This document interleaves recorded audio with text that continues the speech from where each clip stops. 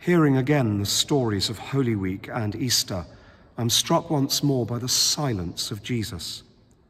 At the center of a narrative stands a figure who, from the moment of his arrest, says so little, and when given the chance to defend himself or make the noble last speech of the condemned man, declines to do so. But this is not the silence of the terrified, although we learn that he contemplates his death with human fear and horror. This seems to be the silence of one who refuses the projections laid on him by his accusers. Are you the king of the Jews? Tell us. Neither failed revolutionary nor rabble-rouser, his silence and the ambiguity of his few responses after so many stories, so much teaching, so many interactions, might seem inconsistent with what has gone before.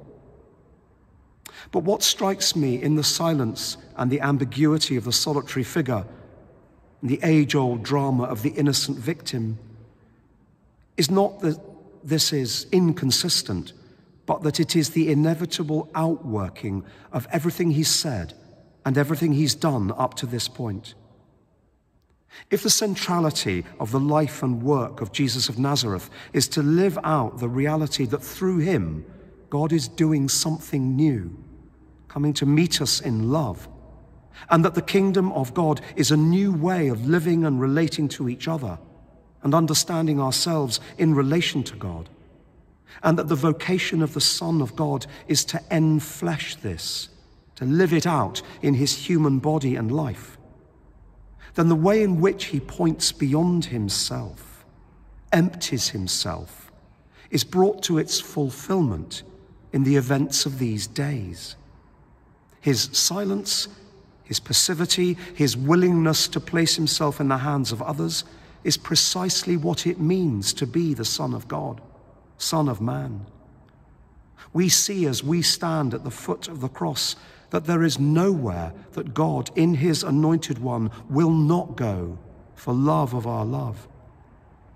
Jesus gives himself to the absolute task of embodying God's compassion, and in his silence and in his self-emptying, he makes way for God, so that through his suffering and death, the dereliction and the silence and the absence of the cross, the death-defying, healing and liberating power of the resurrection, it can break through into our benighted world of suffering and pain. Jesus' work for us and our salvation comes, as Rowan Williams so memorably puts it, when he makes himself translucent, the burning glass through which God's light comes to set the world on fire.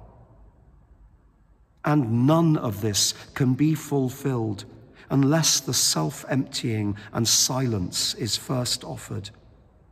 A free will dedication to the Father, so that the burning love at the heart of God can defeat once and for all the dominion of death. Assaulted in a noisy world of competing voices, self-justifying, demanding their version of events, fragile egos which twist the truth. The calling of those who wait for the Son of Man, love's risen body, to speak our names in the dawn of the garden, is to mirror his self-emptying love, so that the fire of God's love can burn through us to warm a cold world once again. A blessed Easter to you all.